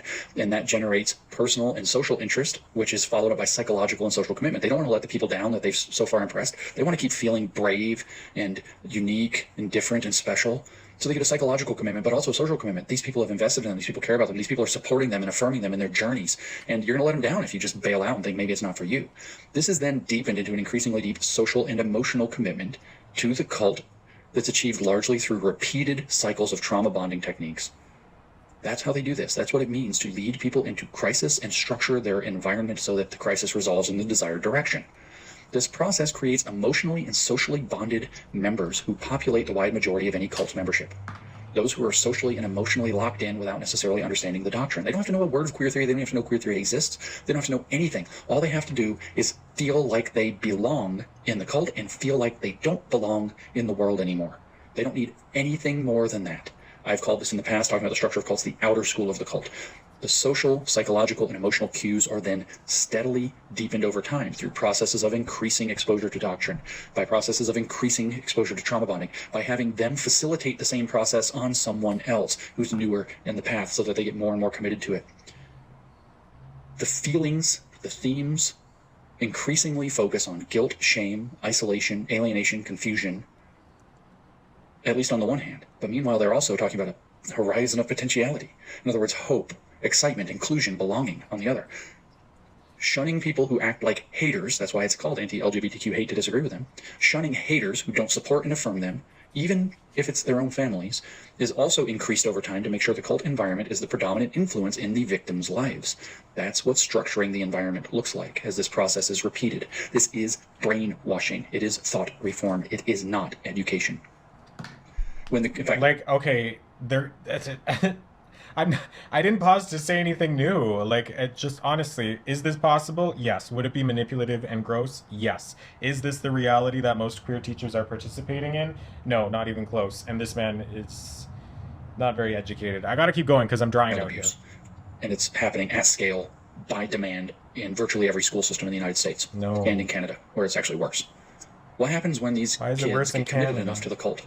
When their emotional and social connection is so deep that that's who they are now. That's who they know themselves to be in terms of what's called psychosocial valuation. Well, when the commitment is high enough, a process of study begins. That's when they're going to get introduced to the actual doctrine. The more committed outer school members will start to learn the doctrine of the cult. Here, they'd be studying queer theory. In Mao's prisons, they would be studying Marxism and Leninism and socialism. They're not just learning how to use pronouns or discover new ones. They're not learning how to present themselves, how to denounce everything against queer theory, how to shut people out of their lives for disagreeing what the cult thinks is good, for supporting people who are going through this process, affirming blah, blah, blah, cancel what's against them and affirm what is for them. They're not just doing that. They're also learning to defend that with pseudo-intellectual arguments based in queer theory. They're learning to do a lot of queer activism, which deepens their commitment. Every time you act on behalf of a set of beliefs, you become more committed to those beliefs. Every time you act in commitment to a group, you become more committed to the group. Why would you be doing any of this stuff, which is unpopular and difficult? It might even involve scary stuff like surgeries or standing up to your parents or throwing your parents under the bus, when you could be doing other things, better things, easier things, unless you are really committed. That's the psychology here. And these people who are socially and emotionally dependent on a cult that has groomed them to be that way are then led to become intellectually committed to it. And they form not an outer school of the cult, but an inner school. They are what we might call adepts, not initiates. Most of the scholars, the community organizers in the queer theory cult are in this tier. Most of the teachers that visit this upon kids, by the way, are not. They're caught up in the outer school themselves. They don't know the doctrine. They may not even like it. They're just stuck having to do it, or going along with the current, or they're just caught up by empathy, which is, we already heard, a lie, to push it on to people just in case. The activists, the consultants, they definitely are. The scholars, they definitely are. They know what they're doing. There's another tier beyond this, of course, the so-called inner circle to cults. Members of the inner circle of a cult direct the cult and profit from the cult. They might or might not believe in its doctrine, depending on their motivations. You mean like With queer church? theory, undoubtedly some of the biggest organizers and financiers of the movement, which primarily targets our children, do not believe in it itself, but fully believe in its destructive and disruptive potential on our society and our kids. Oh, God. Here's where the conspiracy is. Yeah. The enormous amount of profit that's available from destroying lives and turning them into a permanent, complicated medical or psychiatric patient. Others see political utility. I don't think it's likely that much of the Biden administration really believes queer theory, but they see it as a political tool. And they also see its capacity to build a permanently disaffected group with partially legitimate demands that they will make for the rest of their lives against a system they hate that they can then pander to. Others see getting millions of people to participate in the cult and its affirmations as a way to affirm themselves in their own journeys. Think of the kind of big trans billionaires, Martine Rothblatt, the Pritzkers, and so on. They shovel money into it, so lots of kids will become trans, so that society accepts trans, so the society accepts them, and that they were a trailblazer who made it happen. That's their journey, and it has to be affirmed. So then they just happen to have billions of dollars to finance campaigns for mass affirmation. There are lots of reasons why people at that tier of the cult might be involved, and it's not always that they fully believe in it, though it can sometimes be that. The most important thing to remember about these different tiers of cults and the basic structure of cults and the guiding principles behind each is just that they exist. That's the most important thing to realize. The outer school are initiates. They're seeking psychological and social reward through the cult manipulative offerings. They're overwhelmingly the majority of the captured cultists. The inner school seeks the same thing, but more. They have existential fervor tied to it, and some degree that increases over time of intellectual and moral superiority because they know the doctrine. The inner circle may or may not even know the doctrine. They usually do, but they don't always. Tends to be small in number and is ultimately using the whole cult to whatever its twisted purposes are, which may not agree with one another in a case like this. In the case of Marxist cults, the inner circle always uses the revolutionary cult of the era and then disposes of it when it's time to move on to the next phase of the revolution. And I don't think that we should see anything different. I think that these destabilizers that we see in queer activism are likely to be disposed of when they become a liability if the revolution succeeds. But they're really useful for tearing apart the society we have now by tearing apart families and children's lives and so much else. So a little more on the environment about cults, though, because I think it's important to understand. The environment in which cults transform their victims needs to be kind of looked at, and nobody's done it in greater depth than Robert J. Lifton, who studied the Maoist cult in detail as it was happening in the 1950s. And he asserts that cults effectively take advantage of up to 8 qualities that allows them to do thought reform on their populations. Queer theory, as you'll see, very obviously utilizes all 8 of these and does so in sophisticated ways. And so I'll talk about each one of these 8 very briefly. First, there's milieu control. Cults control the environment to make sure it only reflects cult doctrine. This is why they cut people off from their friends, their families, any outside information and views. That's all problematic. It's harmful. It's hurtful. It's hate. You can't look at it. Don't listen to James Lindsay's podcast. He's a hater. He's LGBTQ hate. It's just going to hurt your feelings. It's so much transphobia. You won't be able to stand it. They keep you isolated in your milieu from anything that might challenge or break you free of cult doctrine. So, by the way, if you happen to be imbibed in queer theory, or you're kind of a queer theorist, or you think you have a queer identity, and you happen to be listening to this, you're in a fucking cult. Let me tell you just bluntly, I use the bad word not because I lack words, not because I'm missing vocabulary, but to get your attention. You are in a fucking cult, and you need to wake up. Your life will get better from the day you start getting away from this. But anyway, the milieu control is... But what does getting away from this look like? Does that mean I take my makeup off now because that's not really me? Is that what he's saying? Like, this is just, I'm wearing makeup right now in order to please the people that have coached me in order to be interested in putting makeup on? Like, I don't... It does. Like in our world, what we see is that it's using inclusion policies to ensure institutions and people only present cult-agreeable views and affirmation, and they remove anything that might cause doubt to the cult, including people, materials, and so on, aka cancel culture. It is the immersive media and messaging that we get from all levels, entertainment, school, politicians, everything. Once you have milieu control, second, Lifton says that you can then engage in something he calls mystical manipulation. And I did a short bullet point episode of the podcast recently about that, called planned spontaneity, the lie of planned spontaneity. Cults, he says, create an appearance of total agreement, mostly by silencing all disagreement, and a sense of inevitability. You might hear it kind of phrased this way: there's a change coming and there's nothing you can do about it, but you want to get on the right side of it because things will be good for you. You might also hear it as who's on the right side of history. There's a sense of total agreement. All of society's going this way. In inevitability, history is moving this way. There's also planned spontaneity, which is organized protests and activism and activities that are made to look like they were spontaneous and organic, because it gives the impression that the people are motivated to bring this into being. And it also gives a sense of higher purpose, like being on the right side of history. And the point of mystical manipulation by a cult is in order to convince the victims of their power and influence, the inevitability, the total agreement of society. It's just happening. Look, there's so many people involved, and they're working toward a better future. It makes the cult appear more right and righteous to those captured by its spells. Think of the film The Truman Show. Jim Carrey's character, Truman, was at the center of a huge operation of mystical manipulation, if you want to understand what that looks like. That was a totally controlled milieu.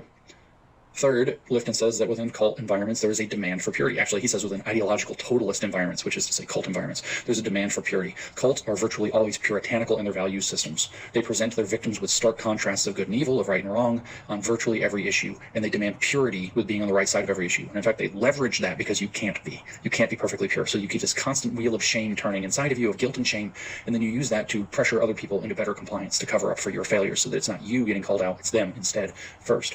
These dynamics This all sounds like religion, not queerness. In dichotomies like pure versus impure, absolutely good versus absolutely evil, sacred versus profane, or specifically in social justice cults like queer theory, affirmation versus existential denial, or care versus hate. They're also interested, and cults are, if not obsessed, with the binary, queer theory in particular, with the binary of innocence versus initiation to various levels of standing within the cult, including inclusion within the cult itself. In the extreme, this demand for purity sets up a dichotomy as stark as the people versus the enemies of the people. The people support queer theory. The enemies of the people are anti-LGBTQ hate, who must be destroyed in the name of the queer people. Fourth, he mentions what he calls a cult of confession that's based off of the demand for purity. The demand for purity leads the cult's victims to readily identify how they fall short of cult perfection, leading them to both fear and desire to confess their failures and their evil ways. That's the whole program. Confess. Recognize your crimes. You have to confess. Look at the three body problem scene. Look at these other scenes of the Cultural Revolution that keep going viral now that people can kind of open their eyes and see what's happening. That's what it's about, a cult of confession. Confess how you were transphobic. Confess how you contributed to homophobia. Confess how you could do better. Cults often encourage this behavior to facilitate the trauma bonding process, but they also do it to get you to recognize cult doctrine and its application to your own life and situation, what Paulo Freire calls your own existential situation. The trauma bonding wheel of pain gets turned through pressuring people to confess, say, to homophobia or transphobia, being a made-up gender or made-up sexuality or whatever, and then rewarding them what they do and punishing those that get accused of, not being on board. Only later, after they say, after they do what they're supposed to do, later, it's a wheel of pain, as I said. You later indicate that their confession wasn't sufficient or sincere enough, and you pull up some little detail where they fell short to point out that they didn't really mean it, they're not really on board, they still have internalized transphobia or whatever to initiate another round of struggle. The milieu control and demand for purity come together to create a uniquely exquisite psychological environment. Lifton's very clear about this. In this environment, almost everyone believes everyone else is pure, while they themselves are not. By the way, if you search, I actually did do a podcast about this chapter of Lifton, specifically where I read, I think, the whole thing, if not very close to it. So you can go listen to Lifton's full exposition on this on New Discourses in another podcast. I'll think of the title sooner or later. But if you go to the search bar and type in Lifton, you can figure out which podcast is Lifton's, and I read the entire chapter of his book for this topic. But anyway, sorry, I was talking about the unique psychological environment, exquisite psychological environment created by milieu control and demand for purity. So you're in a completely controlled environment, and you're pure. Like, sure, I understand it, I get it. This is cults, this is religion, this is all the things that is not queerness. Is there a queer cult out there? Sure, probably. I mean, the world's a big place, I'm sure it exists. Is it everywhere? No. Demands are high, and you're being manipulated all the time, mystical manipulation, and what it results in is that almost everyone believes that everyone else is pure while they themselves are not. Think about that. Everyone you look around at is somehow a saint, because everybody else got canceled and thrown out, by the way. Everyone else is a saint of the ideology, but nobody will tell how they are secretly transphobic. Nobody will come up. It's like the time I had this young woman come up to me, and the friend of the family, and she came up and asked if she could talk to me because she knows my stance on these things. And she said, I want to talk to you because I know I can tell you this, and I have something I have to say. And I was like, what is it? And she said, I'm just done with the pronoun thing. And she started crying because she didn't have anybody she could tell she was done with the pronoun thing. She thought the pronoun thing was ridiculous. So she knew she had this inner sin against the trans doctrine, or the queer theory. Ugh, gross. She knew she was being hateful. That the pronoun ritual's ridiculous, and it's just demanding, and it's compelled speech, but she didn't feel like she could tell anybody that. So she thought she alone she came to me to tell me because she thought she alone in the world, completely isolated, felt that way. And she had to find some forbidden outsider to tell it to. So the feeling is that you're the only one falling short, even though sometimes you see your so-called classmates confessing to their own failures.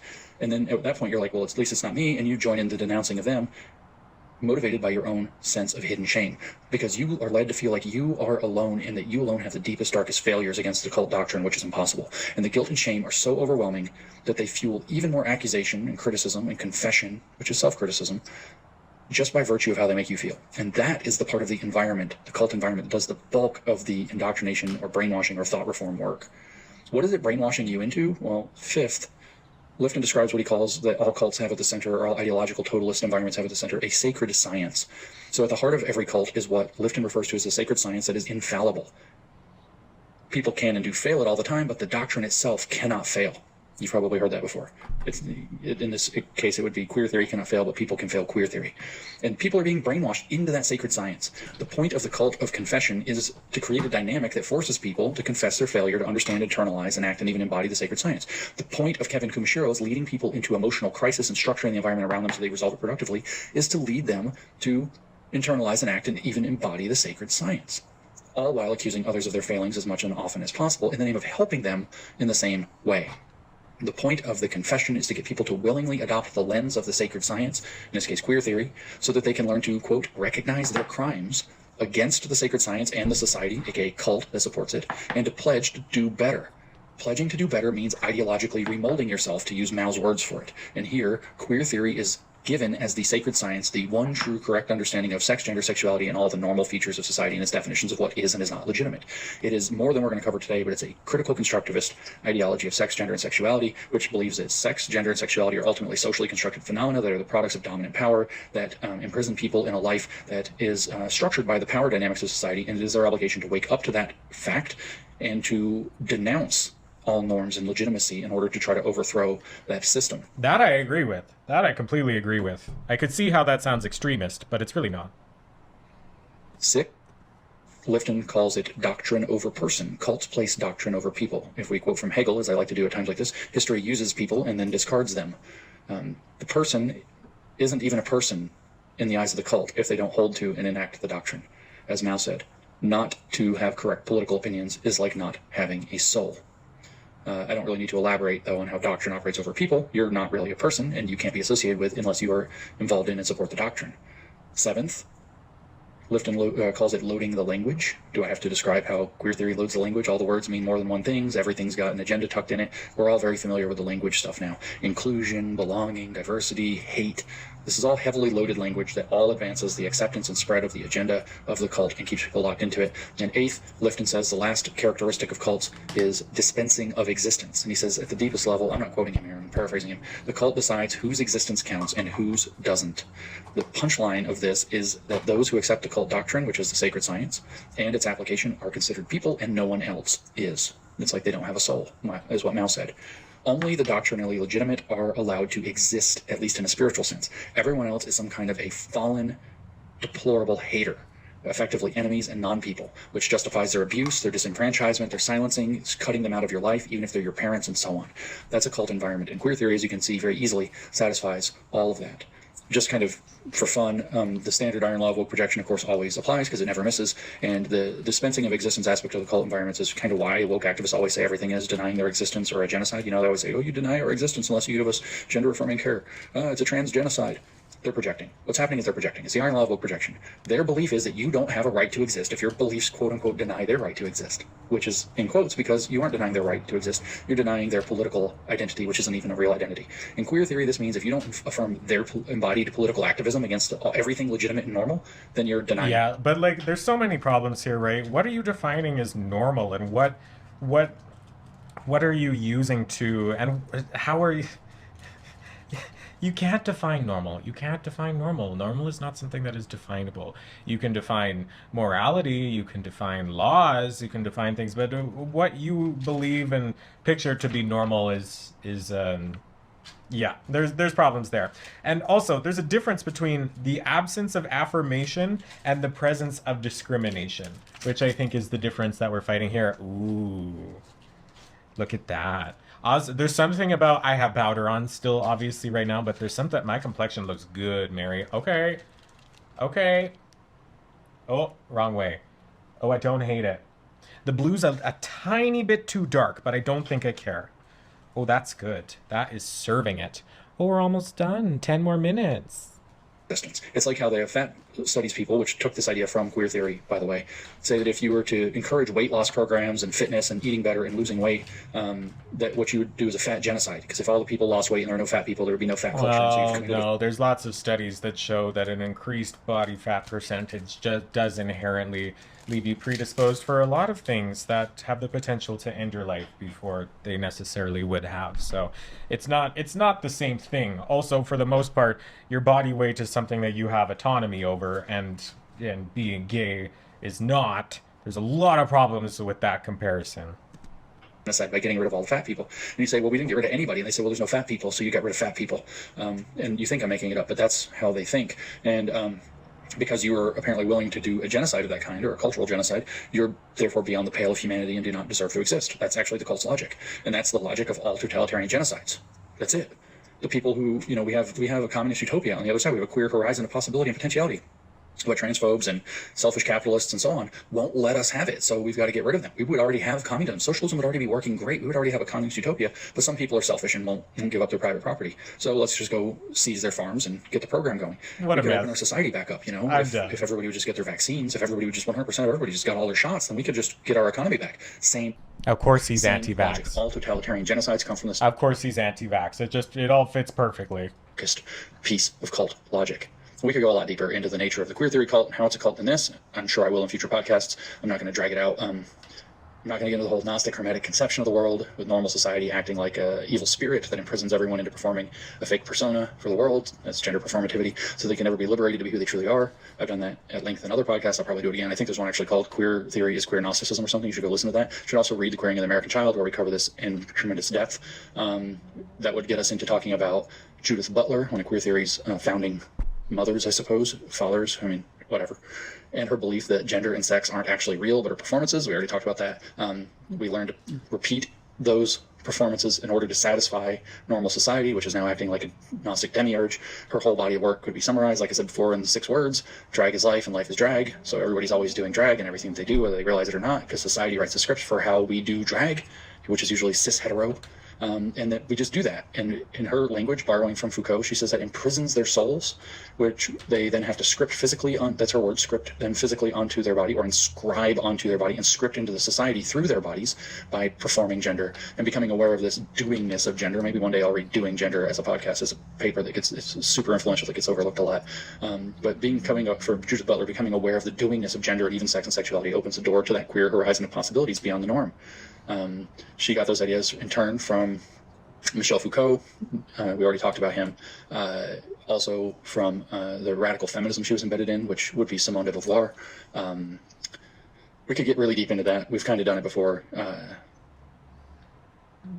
do I want to say here? The idea, though, is that, society forces you to imprison yourself in a gender performance or a mode of presentation, and that you can break free of that prison by understanding it. I'm not going to get into the whole John Money side of things and Stoller and Greenson and the idea of gender identity. That's another podcast for another day. But it's basically what they did is kind of discombobulated the idea of who we are by misusing the synonym for sex, that is gender, initially likely as a synonym, but then by divorcing it from sex entirely. That's its own story. I'm not going to get into I did a podcast on this, something about feminist Gnosticism. You can look it up, where I talk about Simone de Beauvoir and the pressing question of what is a woman. One is not born but becomes woman, she said, and her point was the same as Foucault's about homosexuals. What does it mean to be a woman when no one else, in particular society and patriarchy, get to tell you what it means to be a woman, or for Foucault, a homosexual, which Halpern says means queer. So in short, we really could summarize this as a reconceptualization of what I call social Gnosticism, in which we are imprisoned by the features of our social reality, but can escape, at least socio-spiritually, with the right hidden insights about who we really are, and into what world we have been flung or thrown. That's a Heidegger reference if you don't know it. And that by doing so, that we might actually achieve liberation or emancipation. That's why their language is this way. This is a transformative social Gnosticism that reconceives of the mysticism of earlier ages. There's a lot to get into about how characters such as Rousseau and Hegel and Marx, preceding Beauvoir, Foucault, and Butler, or even Swedenborg and Jakob Boehme and some of these other characters, maybe Vico, Giambattista Vico, and some others, all led to this social alchemy, as described, by the way. You should listen to my George Soros podcast about social alchemy.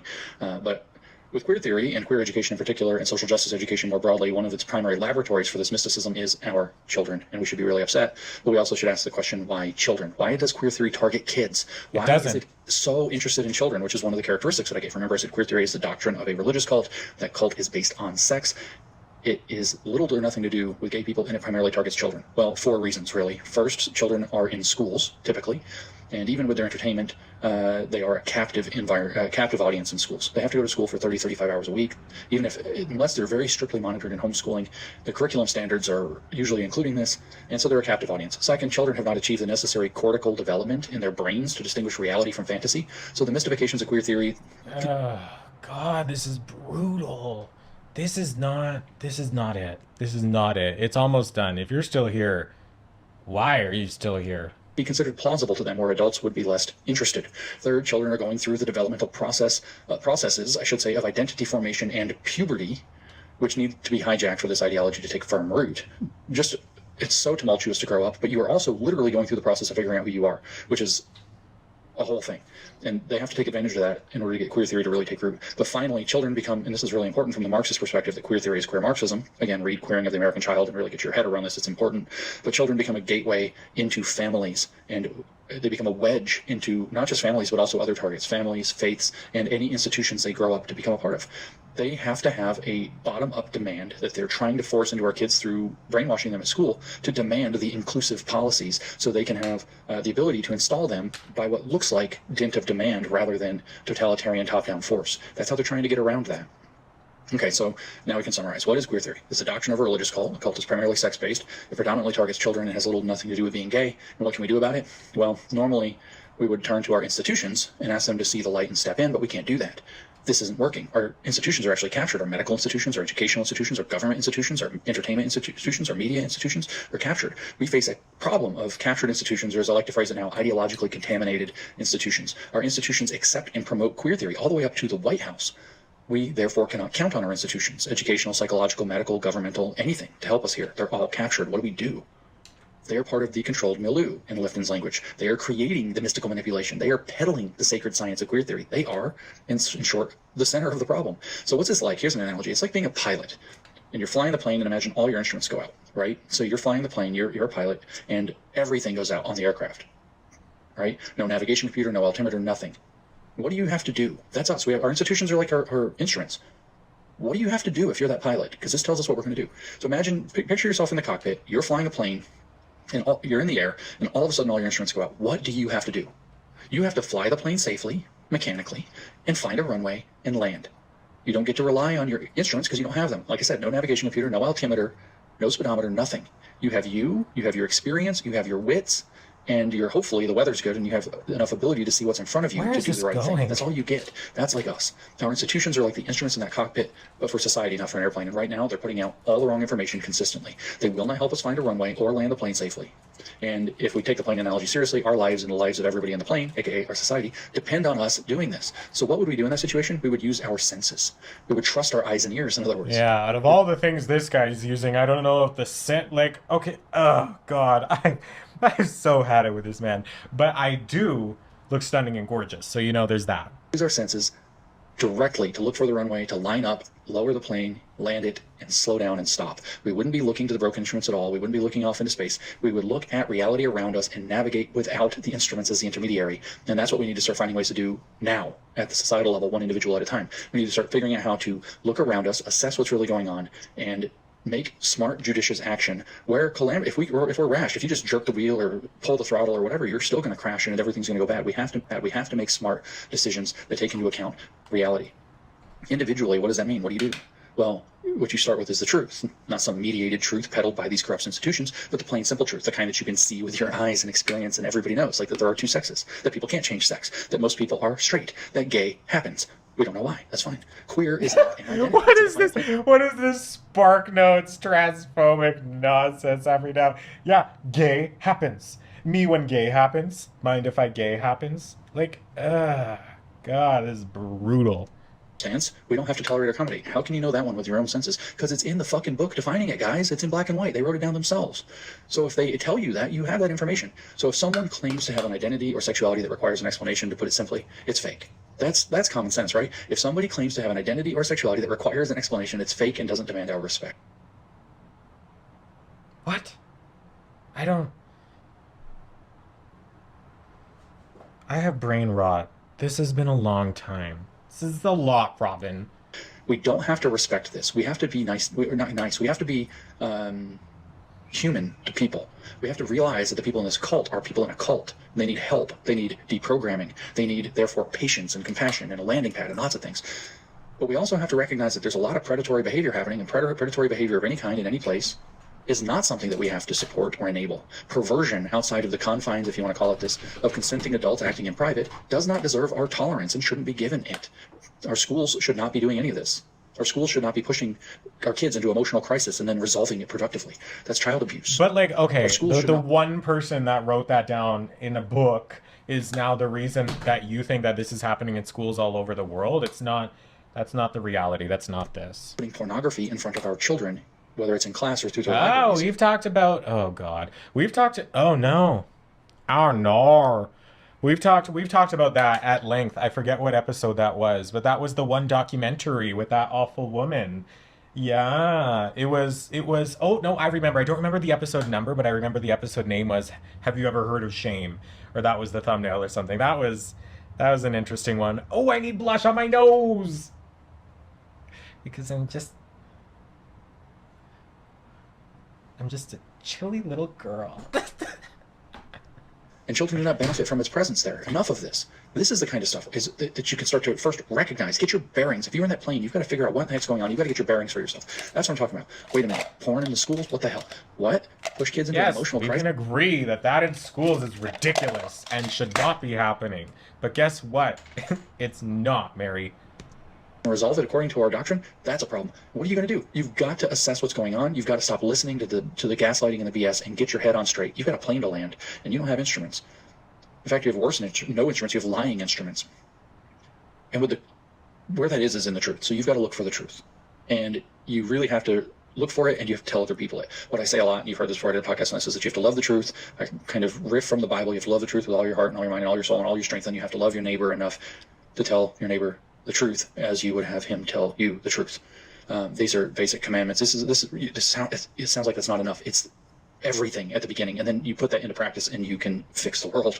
But you really do have to love the truth, because if you love the truth, you'll say it. You won't care if they call you transphobic. You'll seek it. You'll read these awful books. You'll defend it when you get under attack or somebody else says. You'll defend other people who are saying it. You'll support them. You'll back them up. You have to love the truth, because if you don't, eventually the SPLC is going to write an article about you and you're going to back off. You'll buckle. They're going to threaten to take something away from you or your kids that you can't bear, and you'll buckle, and you'll get pulled into this caring, affirming nonsense.